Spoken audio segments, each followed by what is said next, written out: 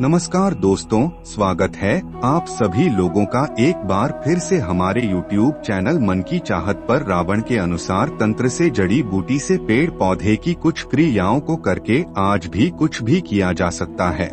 तकदीर बदला जा सकता है, भाग्य चमकाया जा सकता है। आज के वीडियो को ध्यान से देखना। रावण संहिता की आज मैं आपको कुछ जानकारी बताने वाला हूँ। रावण न केवल एक महान विद्वान पंडित था, बल्कि वह एक ज्योतिष और भगवान शिव जी का परम भक्त भी था।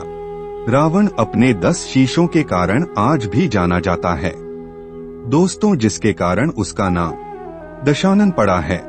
रावण ने ही शिव तांडव स्तोत्र और शिव संहिता की रचना की है। आज जो आप शिव तांडव स्तोत्र का जो गान करते हैं, भगवान शंकर को प्रसन्न करने के लिए वह रावण के द्वारा ही रचित हैं। रावण संहिता में रावण के धनवान होने के राज सहित ऐसे कई तंत्र मंत्र के बारे में भी लिखा है, जिससे गुप्त और गड़ा धन आपको बहुत आसानी से मिल सकते हैं। यह बात रावण संहिता में है, जिसमें रावण ने उसके धनवान होने का राजपूतन प्राप्ति के अचूक व शक्तिशाली उपाय बताए हैं।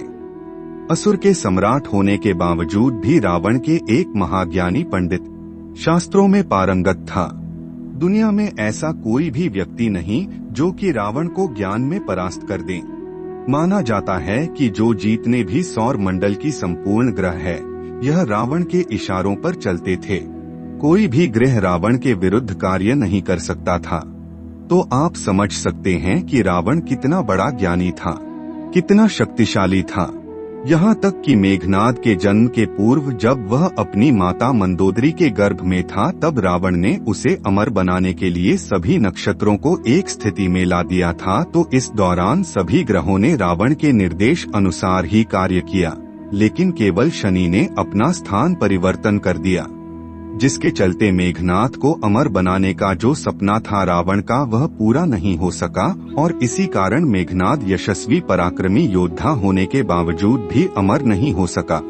भले ही महापंडित रावण को रामायण का नकारात्मक पात्र माना जाता हो, लेकिन माता सीता का हरण रावण ने अपनी जिंदगी की सबसे बड़ी भूल करने के कारण की थी। और यह भी कहा जाता है कि रावण जानता था कि जो प्रभु रामचंद्र जी है, वह भगवान विष्णु जी के अवतार हैं। यदि उनके हाथ से उनकी मृत्यु हो तो निश्चित ही उन्हें बैकुंठ की प्राप्ति होगी। ऐसे में उसने अपने पूरे परिवार के उद्धार के लिए जानबूझकर प्रभु राम से शत्रुता रखी। तो आइए जानते हैं रावण द्वारा रचित कुछ ऐसे जड़ी बूटी के बारे में, क्योंकि रावण ने रावण संहिता में बहुत सारे ऐसे जड़ी बूटी के बारे में बताया है। कुछ ऐसे तांत्रिक वस्तु के बारे में बताया है, जिसे धारण करने के बाद व्यक्ति के आध्यात्मिक उन्नति के साथ साथ व्यक्ति धनवान गुणवान बनते हैं। आप अपने इशारे पर सबको नचा सकते हैं। आप जो भी बोलेंगे वही होगा। अर्थात रावण ने रावण संहिता में बहुत सारे तांत्रिक वस्तु के बारे में बताया है, जिसे व्यक्ति धारण करने के बाद दूसरे के मन मस्तिष्क को कंट्रोल कर सकते हैं। अर्थात आप दूसरे को वशीभूत कर सकते हैं, साथ ही साथ धनवान बन सकते हैं।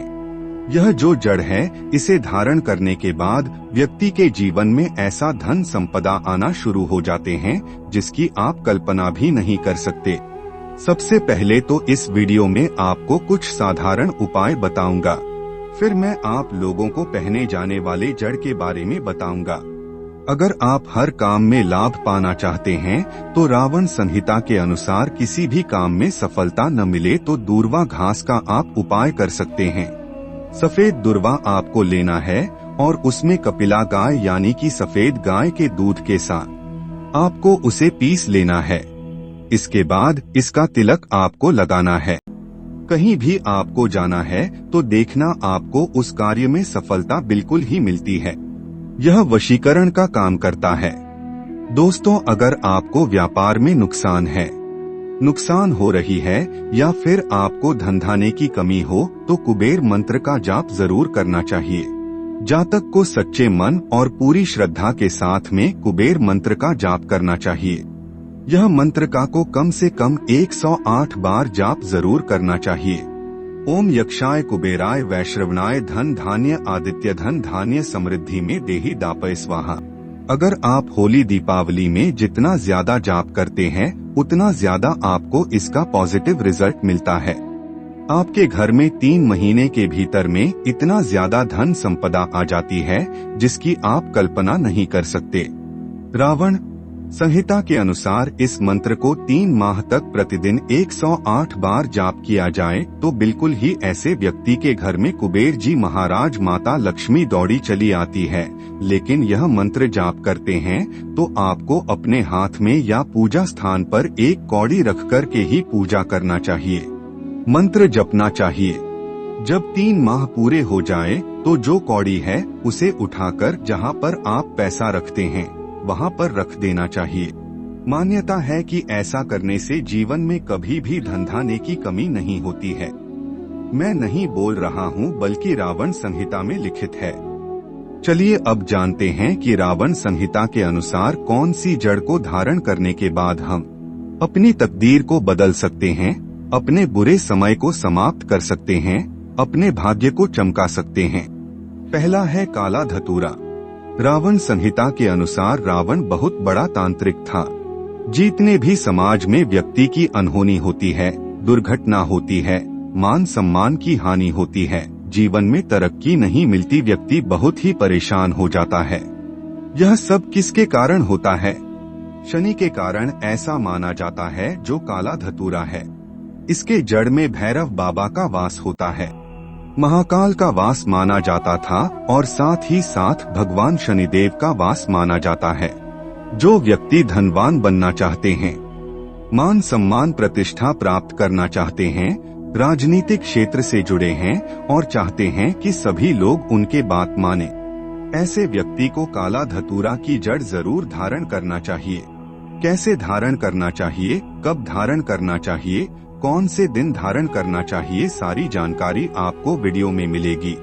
इसके बाद रावण जी कहते हैं कि काला एरण की जड़, जिसे ढूंढना थोड़ा सा दुर्लभ है, पैसा माना जाता है।